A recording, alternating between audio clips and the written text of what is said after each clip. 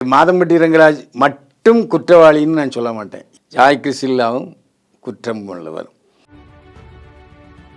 நீ கிறிஸ்டின்னு சர்ச்சில் போய் அவன் கல்யாணம் நடக்கணும். நீ எதுக்கு இந்து கோயிலில் போய் எப்போ மதம் மாறின நீ? இதே மாதிரி சீமான் அவர்களும் விஜயலட்சுமி அவர்களுக்கும் இதே ஸ்டோரி மாதிரி தானே நடந்துகிட்டு இருந்துச்சு. கிட்டத்தட்ட விஜயலட்சுமியும் ஜாய் கிறிஸ்டில்லாவும் ஒரே ரகம்தான். நான் ஒரே ஒரு கேள்வி கேட்டேன். எல்லாம் நான் விஜயலட்சுமியோட சீமான் இருந்தது எனக்கு தெரியும், நான் பார்த்துருக்குறேன். ஜாய் கிறிஸ்டில் வாங்கியிருக்காங்களா BMW காரு. அதுக்கும் மாதம் ரங்கராஜ் அவர்கள் தான் இஎம்ஐ கட்டணுமா சார்? இதுவும் ஜீவாம்சத்தில் வருது சார். 1.5 லட்ச ரூபா ப்ளஸ் இஎம்ஐ.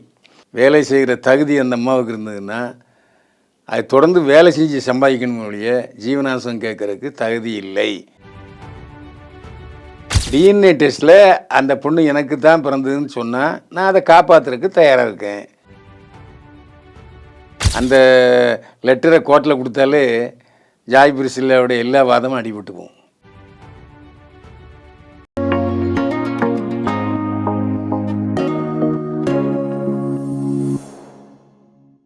ஜெம் சினிமாஸ் நேயர்களுக்கு வணக்கம். நான் உங்கள் விஜய் அபிஷேக். இது நம்ம ஜெம் செலிபிரிட்டி டாக்ஸ். இன்றைக்கி நம்ம கூட யார் இருக்கா அப்படின்னு பார்த்தோம்னா பைல்வா ரங்கநாதன் சார் தான் இருக்கார். சார் வணக்கம் சார். என்னை வாழ வைத்துக் கொண்டிருக்கும் யூடியூப் சேனல் நேயர்களுக்கு நன்றியும் வணக்கம். சார் நல்லா இருக்கீங்களா? Okay sir. சார் இன்றைக்கி ஒரு பேசும் பொருளாக இருக்கிறது என்ன அப்படின்னா, அந்த மாதம்பட்டி ரங்கராஜ் அவரோட பிரச்சனை புல் ஸ்டாப் போட்டு முடியும் அப்படின்னு பார்த்தா கமா போட்டு ஆரம்பிச்சுக்கிட்டே இருக்காங்க சார். இப்போ பார்த்தோம் அப்படின்னா குழந்தை ஒன்று பிறந்து போன வழியில் நம்ம பேசணும், ஆண் குழந்தை ஒன்று பிறந்திருக்கு அப்படின்னு. இப்போ என்ன அப்படின்னா, அவர் உள்ளே என்கொயரி நடக்கிறப்ப அது ஏன் குழந்தை தான், நான் கல்யாணம் பண்ணிட்டேன் அப்படின்னு சொல்லிட்டாதான் ஜாய் கிறிஸ்டில்டா வெளில சொன்னாங்க. ஆனால் அவர் ஒரு தகவல் ஒன்று வெளியிட்டிருக்காரு அவர் இன்ஸ்டாகிராம் பக்கத்தில். என்ன அப்படின்னா, அந்த குழந்தை என்னோடதுன்னு நான் சொல்லவே இல்லை, நான் டிஎன்ஏ டெஸ்ட் எடுக்க ரெடியாக இருக்கேன் அப்படின்னு சொல்லி ஒரு தகவல் ஒன்று விட்டுருக்காரு. ஆமாம், அதான் உண்மை. அதாவது ஜாய் கிறிஸ்டில் பல பொய்களை சொல்லிக்கிட்டே இருக்கு. அதோடைய பேச்சு அறிக்கைகள் எல்லாமே பணம் பிடுங்குகிற நோக்கம்னு மாதம்பட்டியோட ஒய்ஃப் சுருதி சொல்லியிருக்காங்க. அதான் உண்மை. ஆமாம் சார். நாம் ஏற்கனவே பேசியிருக்கோம். நீ உன் புருஷனை எதுக்கு டிவோர்ஸ் பண்ண? இன்னொருத்தியோட புருஷன் சொல்கிறான், அவன் படுக்கணுங்கிற ஆசையில் சொல்கிறான். நீ அவனுடைய ஆசைக்கு இணங்கி அவனை போய் டிவோர்ஸ் பண்ணலாமா? அது எவ்வளோ பெரிய தப்பு. அவருக்கு ஒரு குழந்தை இருக்குது. 2 குழந்தை. அப்போ ஒரு குழந்தை தான். 2 பையன் தானே சார் மாதம்பட்டி ரங்கராஜுக்கு? மாதம்பட்டி ரங்கராஜ் 2 குழந்தை. பிரிட்டோவுக்கும் ஜாய் கிறிஸ்டிலாம் பிறந்தது ஒரு பையன் தான். ஆல்ரெடி ஒரு பையன் இருக்கான். இல்லை ஒரு பையன்தான். அவனுக்கு பிறந்த ஒரு பையன் தான். டிவோர்ஸ் பண்ணிட்டாங்க.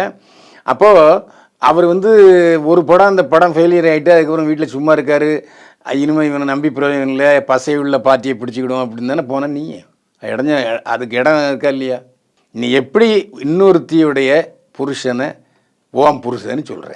அவள் இன்னொருத்தியோட புருஷன் ஓம் புருஷனா? இல்லை, நீ வச்சுக்கிட்டது அவனுடைய ஆசை நாயகி. அந்த ஆசை நாயகிங்கிறதுக்கு ஓம் பேர்லையும் குற்றம் இருக்குது, அவர் பேர்லையும் குற்றம் இருக்குது. இது மாதம்பட்டி ரங்கராஜ் மட்டும் குற்றவாளின்னு நான் சொல்ல மாட்டேன். ஏற்கனவே பல இடம் சொல்லியிருக்கேன். ஜாய் கிறிஸ்டில்லாவும் குற்றம் உள்ளவர். அவருக்கு காராக இல்லாமல் இருக்குது. மாதம்பட்டி ரங்கராஜுக்கு உன் கார் 2 காரை விற்றுக்க, நான் புது கார் வாங்கி தரேன்னு சொன்னோன்னா விற்றுருக்கேன்னு சொல்லுது.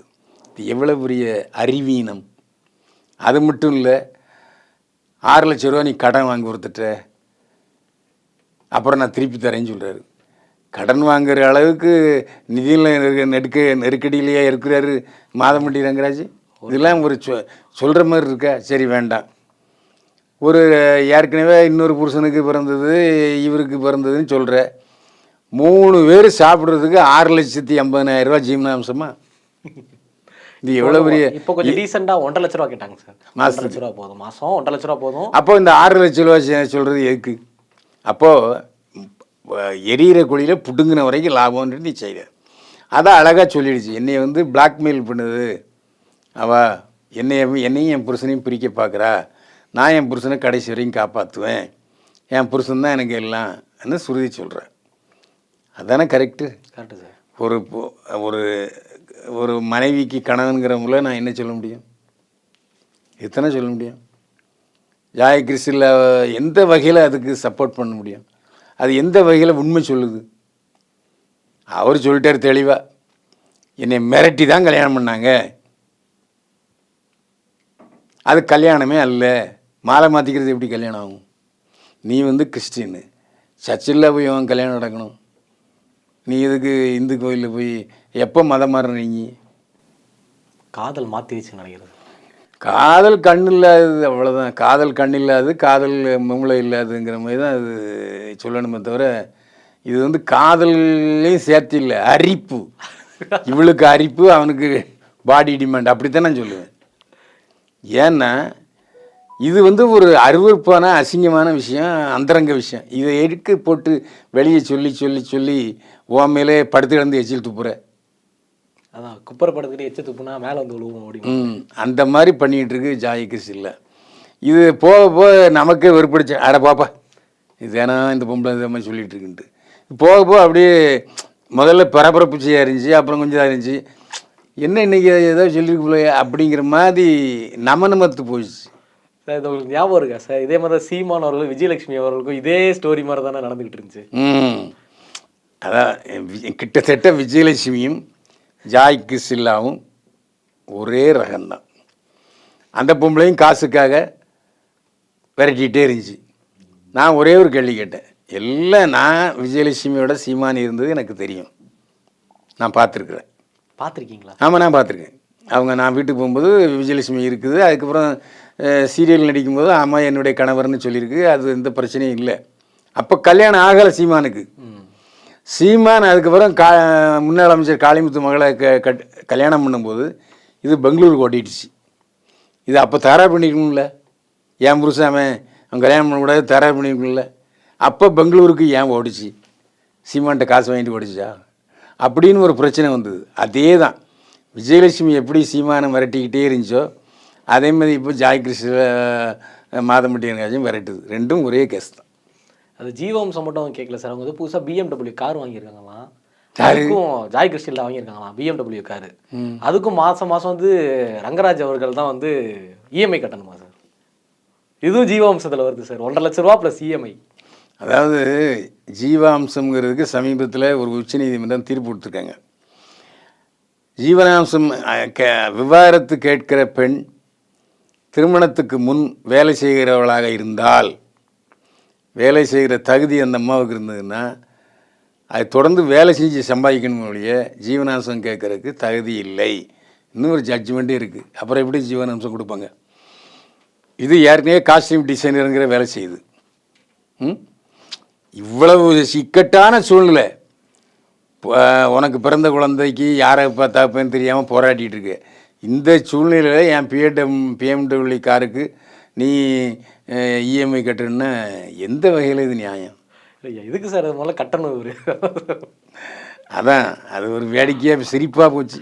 ஆல்ரெடி அவர் இன்சியல் பிரச்சனையெல்லாம் மாட்டிக்கிட்டு இருக்காரு ரங்கராஜ் அவர்களே ஏற்கனவே. அந்த குழந்தை அவரே சொல்லிட்டாரு, நீ அதாவது நான் டிஎன்ஏ டெஸ்ட்டுக்கு தயார், டிஎன்ஏ டெஸ்ட்டில் அந்த பொண்ணு எனக்கு தான் பிறந்ததுன்னு சொன்னால் நான் அதை காப்பாற்றுறதுக்கு தயாராக இருக்கேன் அப்படின்னு சொல்லிட்டாரு. இதை விட வேறு என்ன வேணும்? இதோட டீசெண்டாக ஒரு வார்த்தை சொல்லிட்டாரு, இதுக்கு மேலே என்ன பண்ண முடியும் அப்படின்னு. அது மட்டும் இல்லாமல் அவங்க வீட்டுக்கு வந்து ஒரு லெட்டர் ஒன்று கையால் எழுதி வந்து அனுப்பிச்சிருக்காங்க ஜாய் கிறிஸ்டல் தான் சுருதி அவர்களுக்கு. என்ன அப்படின்னா, எனக்கு இப்போவே உடனே வந்து ஐ வாண்ட் 10 lakhs நவ் அப்படின்னும் வந்து அது வந்து என்னோட புருஷன், உனக்கு எந்த ஒரு தகுதியுமே இல்லை அப்படின்னு சுருதிக்கு இவங்க வந்து மிரட்டுற மாதிரி அனுப்பிச்சிருக்காங்க. இது ஆண்டவனுக்கே அடுக்காது, இது வந்து தப்பான விஷயம். இன்னொருத்தி புருஷாவன் அவளுடைய மனைவாவா, அவளுக்கு இவ வந்து நான் தான் பொண்டாட்டின்னு சொல்லி மல்லுக்கிட்டுல எந்த இதில் நியாயம்? அது பிளாக்மெயில் தான். அது சுருதி சொன்னபடி கரெக்டு தான். அந்த லெட்டரை கோர்ட்டில் கொடுத்தாலே ஜாய் பிரிசில்லாவுடைய எல்லா வாதமும் அடிபட்டு போகும். கொடுத்துருவாங்கன்னு நினைக்கிறேன், எனக்கு தெரிஞ்சு சீக்கிரமாகவே அது வெளியே வந்துடும் நினைக்கிறேன். அதே மாதிரி சார் இப்போ வந்து ரீசெண்டாக இன்ஸ்டாகிராமில் ஒரு பதிவு ஒன்று விட்டுருக்காங்க ஜாய் கிறிஸ்டிலாம். என்ன அப்படின்னா, மாதம்பட்டி ரங்கராஜ் வீடியோ எடுத்து மிஸ் யூ பொண்டாட்டி, லவ் யூ, வேலையை கிளம்பிட்டேன், உன்னை ரொம்ப மிஸ் பண்ணுறேன் அப்படின்னு சொல்லி புத்தாமலாம் கொடுத்துருக்கேன் சார் அந்த வீடியோ. இல்லை அது லாங்காக இருக்கும். முன்னால் அதில் வந்து ஒரு என்றைக்குமே பேரை மென்ஷன் பண்ணவே இல்லை சார். சுருதின்னு ஒரு சொல்லலை, ஜாய் கிறிஸ்டின்லான்னு சொல்ல, பொதுவாக பொண்டாட்டி அப்படின்னு சொல்லி முடிச்சிருக்காரு. ஒரு பொண்டாட்டினா சுருதி தானே, 2 பேருக்கும் ஒன்றாவே எடுத்து அப்படியே அமைச்சிருக்கோம். இல்லை இல்லை இல்லை, அதான் அப்படியே அனுப்பியிருந்தாலும் நீ பொண்டாட்டி அல்ல அப்பாட்டி. அந்த ஆளே சொன்னாலும் கூட சட்டப்படி நீ பொண்டாட்டி அல்ல, பொண்டாட்டி சுருதி தான். வந்து ஜாய் கிறிஸ்டின்லாம் சீக்கிரமாக புரிஞ்சுக்கிட்டு அவங்க வேலையை பார்த்தாங்க அப்படின்னா நல்லாயிருக்கும். ஒரே கான்ட்ரவர்சியாக போயிட்டு சார் இவங்க பிரச்சனை.